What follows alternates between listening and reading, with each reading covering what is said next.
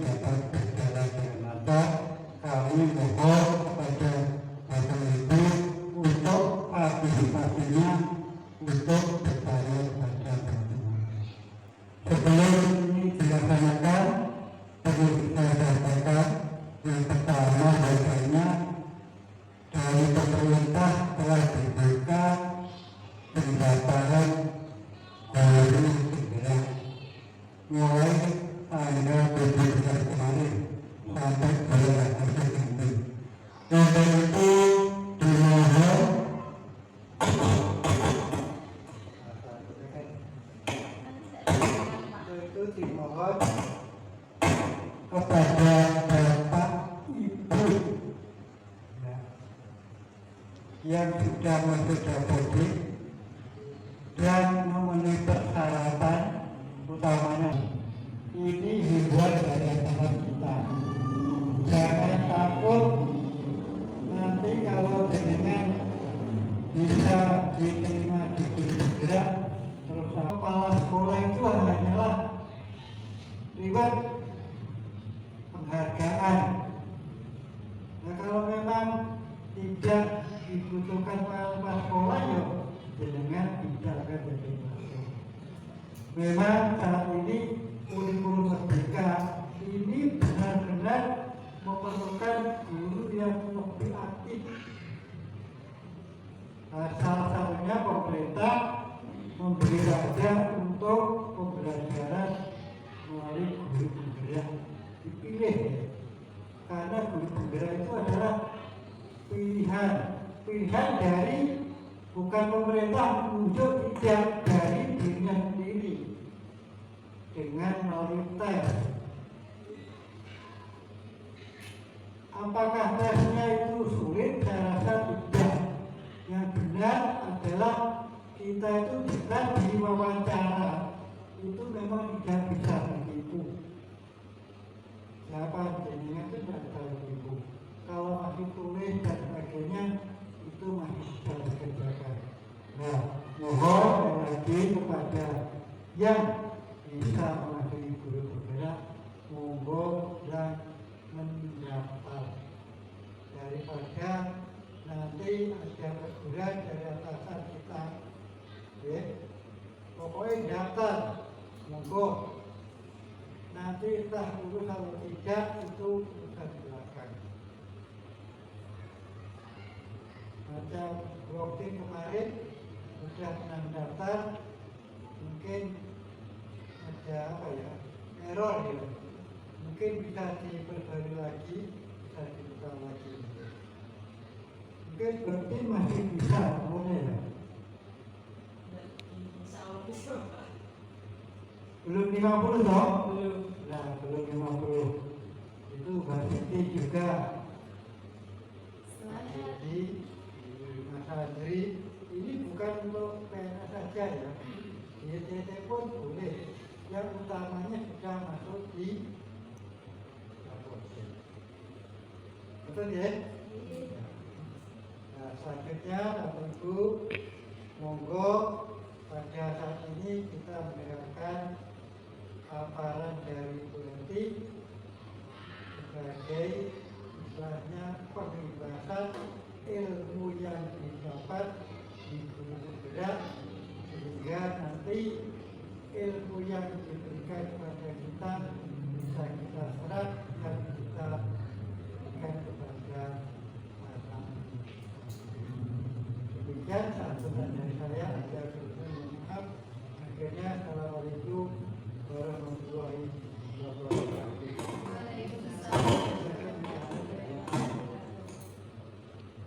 Terima kasih. SD Magetan 1 Kabupaten Magetan, Jawa Timur. Pada kesempatan yang siang ini saya ingin menyampaikan tentang aksi nyata modul 1.4 budaya positif.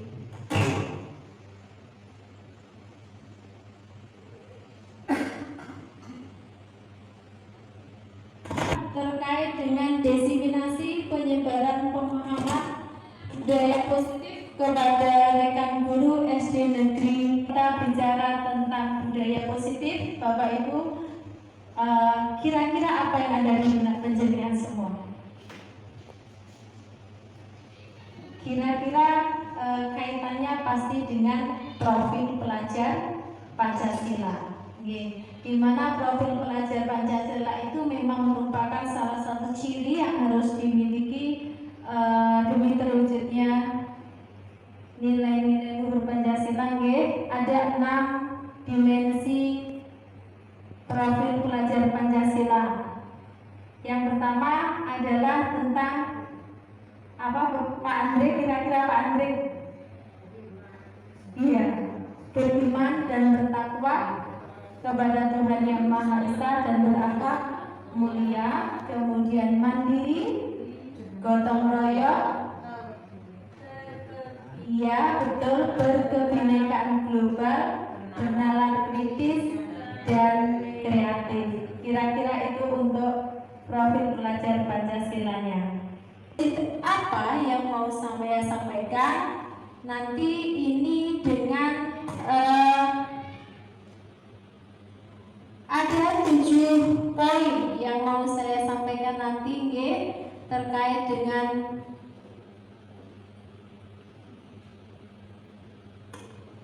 budaya positif. Konsep intinya adalah tentang perubahan paradigma belajar, kemudian disiplin positif, kemudian motivasi perilaku manusia, yang keempat kebutuhan dasar manusia, 5 posisi kontrol, kemudian yang keenam keyakinan kelas, dan yang ketujuh adalah tentang segitiga restitusi. Selanjutnya adalah mengenai budaya positif sendiri. Yang pertama adalah tentang pembelajaran dengan paradigma baru. Ini merupakan pembelajaran di mana dirancang dengan prinsip pembelajaran yang berdiferensiasi. Kira-kira kalau kata-kata berdiferensiasi kan sudah tidak asing lagi nih. Untuk berdiferensiasi kira-kira pengertian penjenengan apa? Belajar sesuai kemampuan bakat minat anak. Betul, disesuaikan dengan kebutuhan anak. Itu kira-kira tentang pembelajaran dengan paradigma baru dengan berdasarkan tetap profil Pancasila dengan dilandasi nilai atau 6 dimensi tadi. Itu untuk pembelajaran dengan paradigma baru. Kemudian selanjutnya adalah disiplin positif. Ketika kita mendengar disiplin positif, yang terbayang pada benak Bapak Ibu kira-kira tentang apa?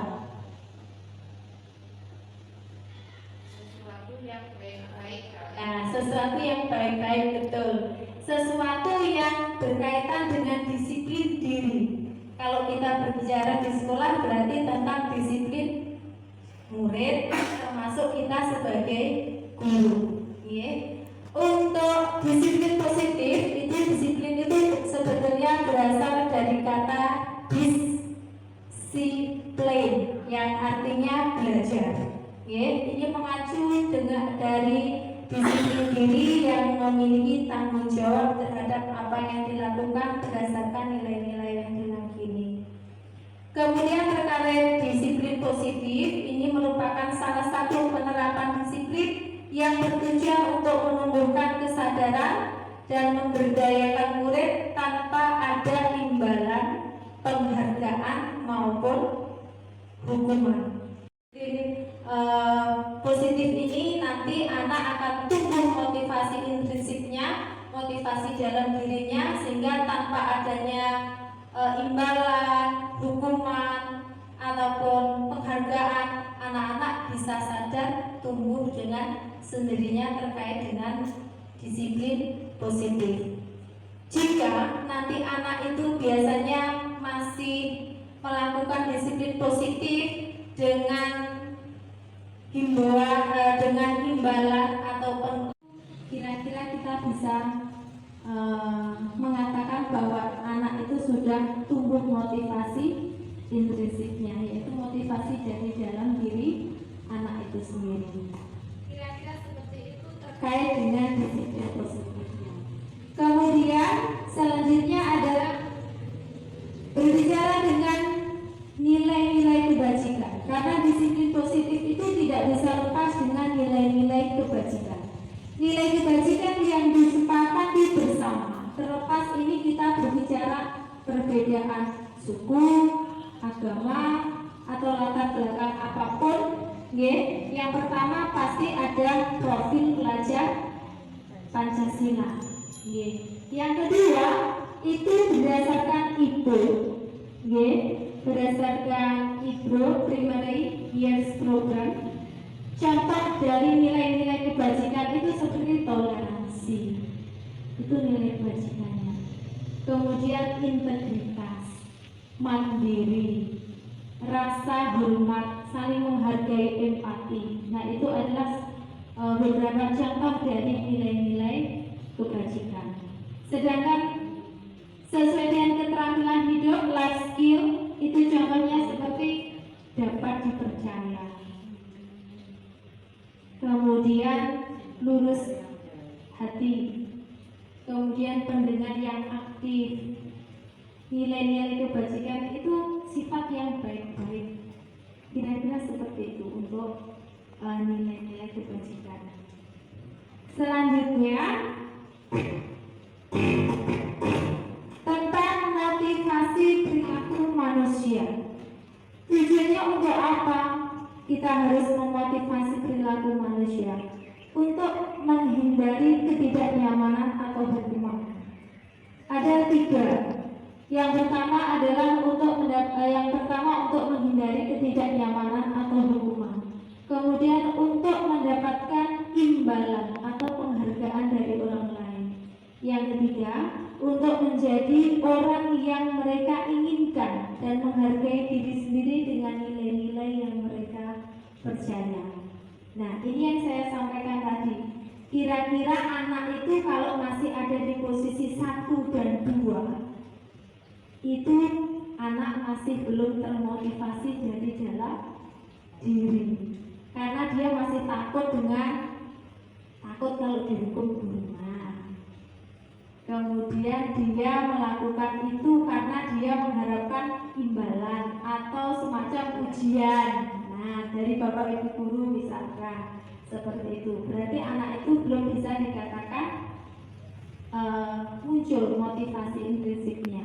Tetapi kalau sudah menyentuh di nomor yang 3, anak itu bisa menjadi mereka yang inginkan, bisa menghargai dirinya sendiri dan orang lain dengan nilai-nilai yang mereka percaya.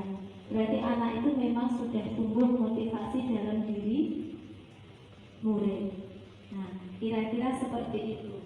Nah, sekarang terkait dengan motivasi perilaku anak, ini juga berkaitan dengan kita semua sebagai pendidik.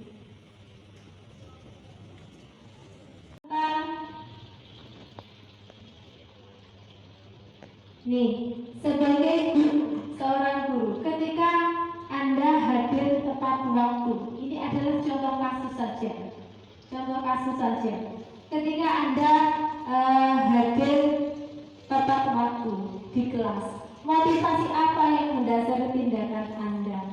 Apakah karena Anda takut untuk ditegur atasan dan mendapat surat teguran, atau penjenengan ingin mendapatkan pujian dan bisa dikatakan sebagai guru yang teladan, guru berprestasi, atau mungkin karena Anda memang ingin menghargai diri sendiri, datang tepat waktu tanpa ada embel-embel pujian dan lain sebagainya. Nah, kira-kira manakah ini yang sesuai dengan diri kita? Nah, kita juga perlu untuk memotivasi diri. Tidak hanya murid, tetapi diri kita juga seperti itu. Karena kita tidak bisa hanya menuntut murid untuk melakukan disiplin positif, melakukan motivasi diri, sedangkan diri kita sendiri belum bisa seperti itu. Berarti intinya adalah segala sesuatu itu pasti dimulai dulu dari pribadi diri sendiri. Kalau kita berarti dimulai dari guru. Kira-kira seperti itu. Kemudian yang selanjutnya adalah tentang kebutuhan dasar manusia. Kenapa ini dibahas? Karena ketika kebutuhan dasar manusia itu tidak terpenuhi, maka anak atau murid itu akan cenderung melakukan hal-hal yang tidak diinginkan. Kebutuhan dasar manusia merupakan segala sesuatu yang kita lakukan untuk mendapatkan apa yang kita inginkan. Seluruh tindakan yang kita lakukan pasti memiliki tujuan, dan semua usaha terbaik yang kita lakukan adalah dalam rangka agar kebutuhan dasar kita terpenuhi dengan baik. Di sini berbicara dengan kebutuhan dasar manusia itu ada 5. Ada 5 kebutuhan dasar yang harus dipenuhi, termasuk dengan murid kita. Kebutuhan yang pertama adalah tentang bertahan hidup. Pasti kita butuh makan, pakaian, tempat tinggal, ya, keamanan, ya, dan keselamatan. Itu kebutuhan yang pertama. Kemudian yang kedua adalah murid itu ternyata butuh kasih sayang dan rasa diterima. Nah, kira-kira anak-anak itu kalau tidak terpenuhi rasa itu, pasti dia cenderung mencari perhatian kepada gurunya, entah itu lari-lari atau panggil-panggil, teriak-teriak seperti itu. Kemudian yang ketiga, kebutuhan penguasaan, di mana ini kaitannya dengan harga diri, keinginan untuk diakui, dianggap, didengar, termasuk dengan ketika anak berprestasi. Nah, dia bangga, dia merasa lebih berkuasa dengan teman-teman yang lain. Nah, itu juga termasuk kebutuhan dasar siswa, penguasaan. Kemudian yang keempat adalah kebebasan. Anak-anak itu cenderung ingin mencoba hal-hal yang baru. Seperti contohnya misalkan apa ya, HP sekarang ini, game baru, pasti anak-anak itu pasti mencoba, ya. Kemudian yang terakhir adalah tentang kebutuhan kesenangan.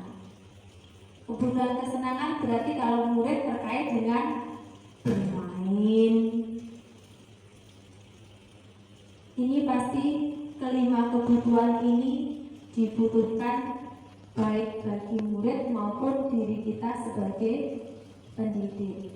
Jika kebutuhan ini tidak terpenuhi, salah satu saja atau mungkin salah satu atau salah dua saja tidak terpenuhi, maka anak ini pasti akan melakukan hal-hal yang tidak kita inginkan, sehingga tidak muncul karakter pada diri anak. Yang selanjutnya adalah tentang guru, di mana kita sebagai guru juga harus menguasai dan memahami apa itu posisi kontrol. 5 posisi kontrol. Yang pertama adalah penghukum, kemudian yang kedua pembuat rasa bersalah, yang ketiga teman, yang keempat pemantau, yang kelima adalah manajer. Nah, diharapkan dari kita semua ini bisa memposisikan diri sebagai manajer. Di posisi 1, penghukum atau pembuat rasa bersalah, itu insya Allah semuanya dulu pasti melakukan. Tapi sekarang kita mulai belajar berproses untuk menuju ke posisi manajer. Posisi manajer. Posisi teman pun itu sebetulnya ideal tidak buat anak. Posisi teman itu sebetulnya juga tidak apa-apa untuk teman, untuk anak. Tapi jika jangka panjang, anak itu akan tumbuh rasa ketergantungan kepada kita. Kemudian kita sebetulnya untuk posisi teman itu dalam jangka pendek bagus karena anak lebih terbuka. Tapi untuk jangka panjang itu kurang bagus. Jadi diharapkan kita sebagai guru menuju ke posisi berproses terus belajar menuju ke posisi manajer. Ini adalah contoh penerapan 5 posisi kontrol guru. Kasusnya adalah ketika murid tidak memakai atribut lengkap saat upacara bendera. Kalau penghukum, misalkan ini anak disuruh berbuat pada bendera selama 1 jam. Ini kalau kita posisi penghukum. Kemudian jika posisi pembuat rasa bersalah, ini mungkin kata-katanya seperti ini. Berapa kali ibu bilang, selalu saja kamu mengecewakan ibu. Intinya adalah anak menjadi merasa sangat bersalah, merasa tidak berguna. Nah, seperti itu untuk pembuat rasa bersalah. Sedangkan yang posisi teman, kita lebih cenderung diajak berbicara. Contohnya seperti itu. Ayo dong ikuti aturan sekolah. Ya sudah, ini tidak apa-apa. Lain kali jangan diulangi lagi ya. Posisi teman. Sedangkan yang untuk posisi pemantau, ini lebih ke berdasarkan data. Berapa kali anak itu berbuat salah atau melanggar. Nah, kamu sudah melanggar peraturan sekolah, kamu tahu konsekuensinya. Setelah upacara kamu beli atribut koperasi.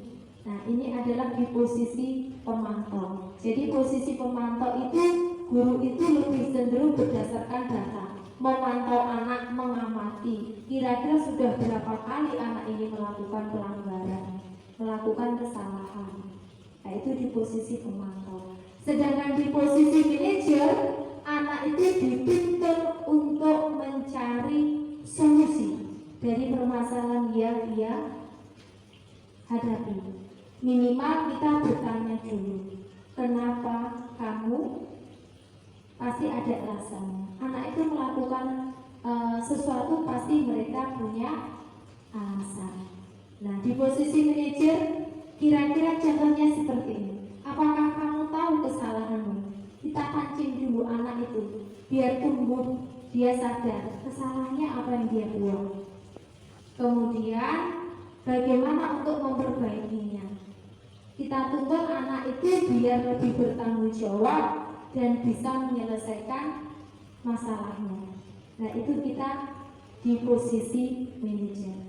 Jadi Bapak Ibu semua diharapkan kita semua bisa belajar pada posisi kontrol manajer.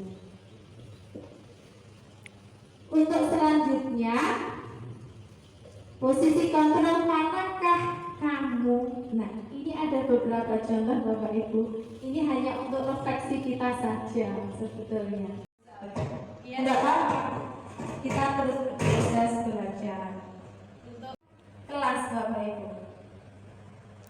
Mengapa keyakinan kelas? Mengapa bukan peraturan kelas? Ternyata keyakinan kelas dengan peraturan kelas itu berbeda. Bedanya kira-kira di mana? Nah, untuk peraturan itu biasanya lebih konkret, lebih terperinci. Kemudian jumlahnya itu banyak. Sekarang secara terperinci bisa sampai puluhan ya kalau peraturan itu. Tapi keyakinan kelas kita lebih simpel, kemudian lebih jumlahnya itu sedikit, kira-kira jenisnya seperti itu, sifatnya abstrak, kemudian dibuat dengan kalimat positif. Kalimat positif, contohnya kalimat positif itu begini: tidak boleh membuang sampah sembarangan. Itu bukan kalimat positif. Tapi kalau membuat keyakinan kelas berarti menjadi buanglah sampah pada tempat sampah. Kira-kira seperti itu. Itu untuk kalimat positif. Kemudian sedikit saja, jangan banyak-banyak. Mungkin hanya 5 poin atau 3 poin. Mudah diingat anak, kalimatnya tidak terlalu panjang, sehingga kalau anak itu mengingat diharapkan bisa melaksanakan keyakinan kelas yang kita buat. Karena keyakinan kelas itu dibuat oleh guru dan murid dengan kesepakatan bersama. Jadi mudah-mudahan dengan keyakinan kelas itu kita bisa lebih anak-anak itu ke arah disiplin positif, sehingga karakternya nanti muncul. Contoh dari keyakinan kelas kira-kira saling menghargai antar teman. Misalkan kalau ada teman yang anak yang nilainya lebih jelek di bawahnya, biasanya anak-anak kan ngece. Keyakinannya kelas dibuat menjadi kalimat positif. Contohnya kira-kira seperti itu, Ibu Bapak, contoh dari keyakinan kelas. Selanjutnya, yang terakhir adalah kita tentang segitiga restitusi. Apa itu segitiga restitusi? Adalah proses menciptakan kondisi murid untuk memperbaiki kesalahan mereka sehingga bisa kembali ke komunitasnya. Dalam arti komunitas itu di kelas mereka dengan teman-teman dengan karakter yang lebih kuat. Jadi anak itu setelah melakukan kesalahan, dia tidak lagi minder, tidak lagi takut untuk kembali ke kelasnya. Restitusi itu merupakan suatu proses dialog yang dijalankan oleh guru dan murid agar dapat menghasilkan murid yang mandiri bertanggung jawab. Ini kaitannya adalah tentang ketika anak itu melakukan suatu kesalahan, permasalahan yang dihadapi. Nah, kita diharapkan menyelesaikan dengan pendekatan segitiga restitusi. Ada 3 tahap di situ. Tahap yang pertama adalah menstabilkan identitas murid. Yang kedua adalah validasi tindakan yang salah. Yang ketiga adalah menanyakan keyakinan. Nah, menanyakan keyakinan kembali dari yang tadi yang kita poin membuat keyakinan kelas. Jadi kira-kira anak itu melanggar keyakinan kelas yang mana kalau melakukan suatu kesalahan. Nah, kita arahnya ke situ nanti tentang segitiga restitusi. Ini untuk yang pertama tentang menstabilkan identitas. Ini berdasarkan prinsip bahwa membuat kesalahan adalah bagian dari suatu proses pembelajaran. Jangan kalau anak membuat kesalahan langsung tidak kamu yang salah, nah begitu. Atau kita langsung marah-marah. tapi kita stabilkan identitas dulu. Kira-kira kita bisa mengucapkannya seperti ini: pernah berbuat salah. Nah, kira-kira menstabilkan identitasnya seperti itu. Ibu pernah melakukan hal itu. Nah, tapi bagaimana nanti kalau anak itu sudah stabil identitasnya, baru kita memvalidasi kesalahannya. Nah, berikutnya adalah untuk validasi tindakan yang salah berdasarkan prinsip bahwa setiap perilaku berupaya untuk memenuhi kebutuhan tertentu. Anak itu melakukan kesalahan pasti ada alasannya. Kenapa dan mengapa? Nah, ini kita perlu tanyakan. Contohnya seperti itu, Bapak Ibu. Kamu pasti punya alasan mengapa melakukan hal itu. Misalkan datang ke sekolah terlambat, kita tanya dulu, jangan langsung dimarahi. Kira-kira seperti itu contohnya. Kenapa kamu terlambat misalkan? Padahal kamu bisa melakukan hal yang lebih buruk dari itu. Misalkan kalau diejek teman, bisa juga anak itu melakukan hal yang paling buruk. Kira-kira apa nih? Tidak hanya bertengkar adu mulut, tapi bisa mungkin juga berantem adu fisik. Nah, kira-kira seperti, dan itu kan tidak kita inginkan, kita hindari. Dan yang terakhir adalah tentang menanyakan keyakinan. Menanyakan keyakinan ini berdasarkan prinsip teori kontrol, bahwa pada dasarnya kita termotivasi secara intrinsik. Jadi kita bisa menanyakan kepada anak, setelah anak itu termotivasi, anak menjadi tenang, kemudian anak menyadari kesalahannya, kita tanya, kira-kira keyakinan kelas kita mana yang kamu langgar, yang tidak sesuai, kemudian bagaimana solusinya, bagaimana kamu bisa bertanggung jawab dengan kesalahan yang kamu buat.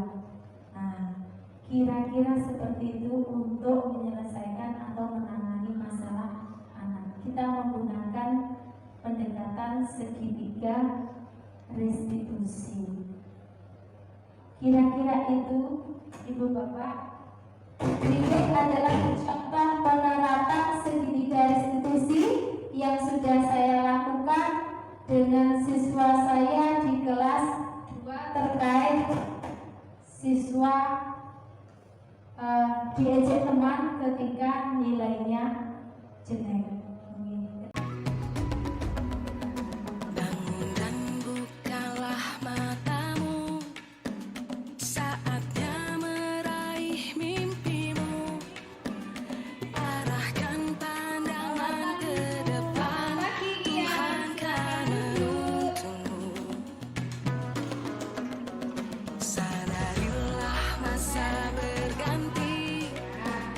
Tantangan kan kita hadapi.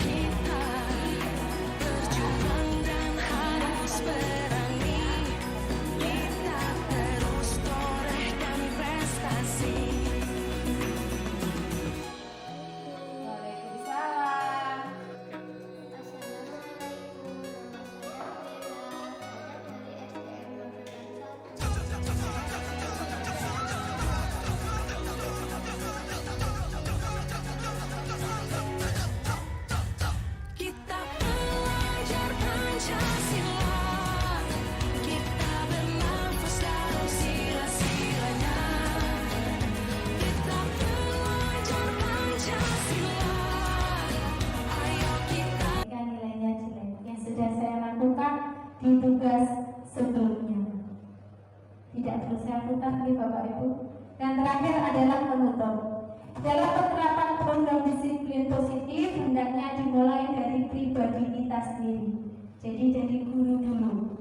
Kemudian guru harus memiliki standar kepribadian profesional dan sosial yang baik. Guru juga harus mampu merefleksi dirinya dalam posisi kontrol saat ini. Kita refleksi dulu, saya ini sudah berada di posisi kontrol yang mana tadi? Yang 5 posisi kontrol tadi. Kemudian bagaimana perjalanan proses menjadi manajer atau menjadi AMO yang menuntun murid-muridnya menjadi insan mandiri, merdeka, dan bertanggung jawab. Ini sesuai dengan standar nasional pendidikan yang ingin dicapai. Kira-kira itu Ibu Bapak. Sebelum saya akhiri, saya ingin memberikan sebuah motivasi kepada Ibu Bapak semuanya. Guru hebat, pejuang pendidikan, jadilah guru yang mengajar ikhlas, berkembang pantas, mencetak generasi bangsa yang berkualitas. Kira-kira itu yang bisa saya sampaikan. Ada kurang lebihnya mohon maaf. Terima kasih banyak. Wassalamualaikum warahmatullahi wabarakatuh.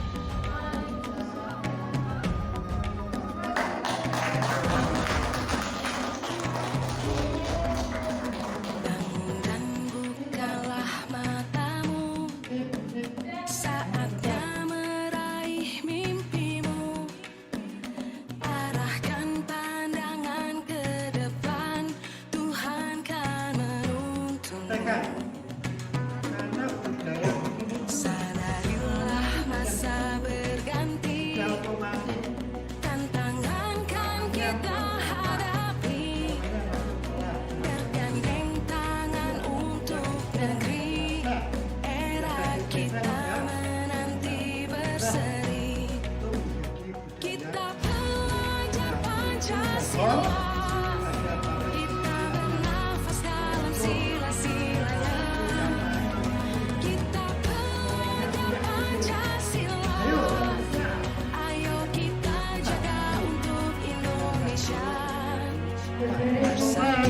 Yang bergaris untuk kita sekolah kita sudah punya. Bapak Ibu untuk Semuanya. Jadilah generasi emas, cerdas berkarakter itu.